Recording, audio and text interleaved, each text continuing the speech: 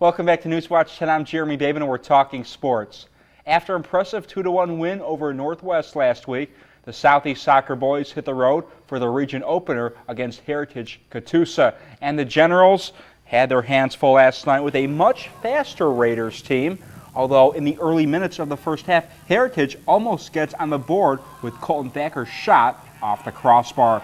Scoreless game we have here. But minutes later, Adrian Avalos burns the defender and sends it in for an easy tap-in from Barnaby Rangel, 1-0 Raiders. Shortly thereafter, the indirect kick by Torres is finished off with an easy volley by Fernando Villaseñor, 2-0 Southeast, just under 13 minutes to play.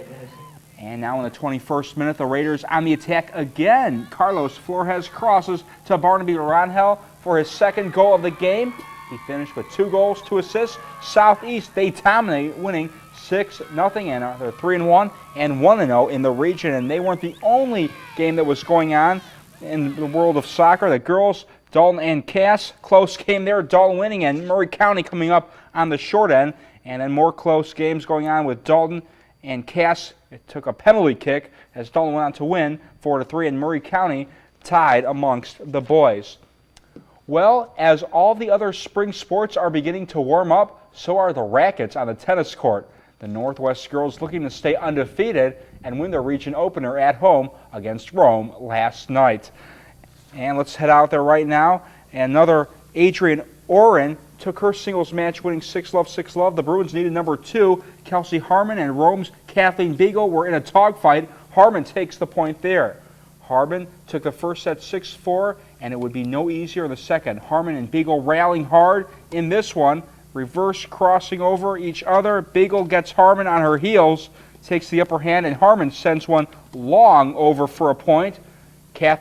Over for Kathleen Beagle.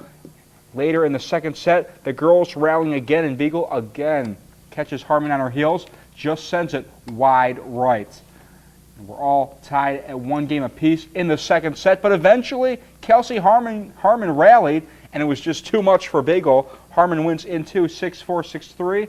The Northwest girls take the match 4-1 over Rome to stay undefeated. Back out to Heritage Catoosa, where the Generals were hosting the school's first ever tennis match. The Generals number 2, Abby Henry, up against Ridgeland's Callie Drinnan. Drinnan gets the better of Henry, point for Ridgeland. Drinnan takes the first set, second set. Henry jumps out on Drinnan and led 3-1. To the boys, Bryson Owens and Michael Teens of Heritage finding their number 1 doubles for the Panthers. Adam Steffens and Quentin Gibson, and the Generals, Bryson Owen and Michael Teens, playing quite well in their first home match, forcing Ridgeland to send it long, point for Heritage. Now Owen serving, the return by Ridgeland, and Owen sends a nice floater deep to get the point for Heritage. And in their first ever home match, the Generals, boys and girls, they smash Ridgeland, winning 4-1. And now a blowout in this next game, Rome beating Northwest 3-2 in some boys tennis. So a lot of tennis all over the place, so it's just that time of the year.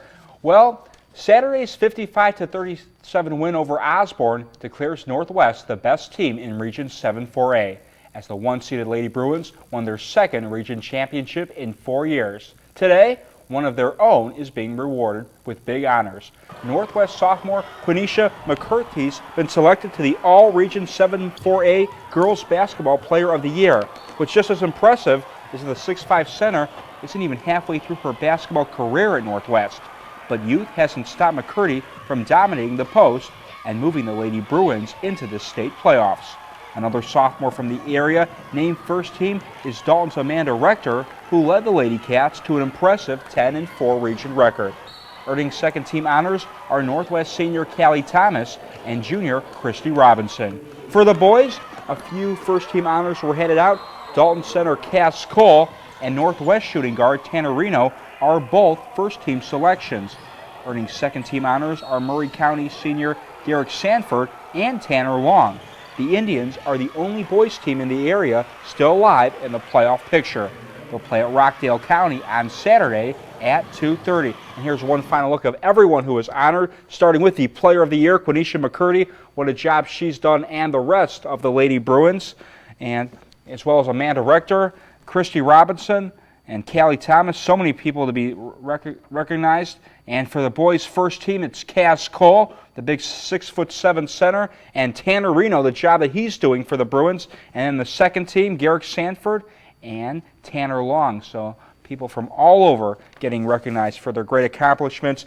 Not the best accomplishment for the Atlanta Braves, losing 5-4. The first spring training game, we're already in Major League Baseball. That's not a good way to start it off. No, but it's exhibition. Spring training doesn't count. But it's great to know that baseball's finally in the air, that we can start thinking about baseball. Yeah, which means spring. Absolutely, good weather, temperatures, sunshine, and Mayflowers. That means spring rains. And Cedric says we're headed for some wet stuff this weekend, right?